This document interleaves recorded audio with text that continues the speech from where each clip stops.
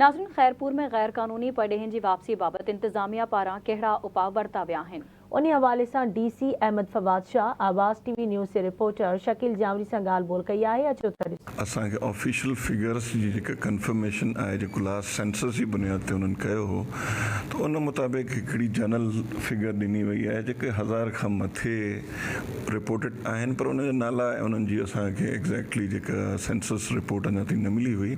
इन सिलसिले में असां ॿ मीटिंग करे चुका आहियूं। डिस्ट्रिक्ट लेवल ते हिकु मीटिंग असांजी डिवीजन लेवल ते बि थी। उनमें जेके बि होम डिपार्टमेंट खां असांखे इंस्ट्रक्शंस मिलियल हुयूं त उन तहत असांखे ट्रांसपोर्टेशन पॉइंट्स ठाहिणी हुयूं डिस्ट्रिक्ट में, जेकी असां जुडिशल लॉकअप्स गंबाटारे ऐं थरी मीरवा में इस्टेब्लिश करे चुका आहियूं।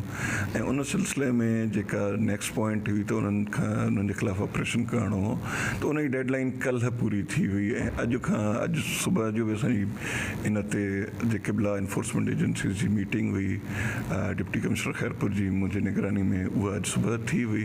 उन में बि इहो ई असां सभिनी जेके स्टेक होल्डर्स हुआसीं त उन्हनि इहो ई डिसीशन वरितो त इन्हनि जे ख़िलाफ़ु जेका नेशनल पॉलिसी आहे त उन्हनि ते अमल कयो वेंदो। उन सिलसिले में जेके बि असांखे इंटेलिजेंस जा इदारा असांखे रिपोर्ट कंदा, जेके जेन्युइन केसिस आहिनि जिन वटि जेके डॉक्यूमेंट्स अफ़गान कार्ड या को जेको वीज़ा एक्सपायर्ड आहे त उन्हनि जे ख़िलाफ़ु उहा कार्रवाई कई वेंदी।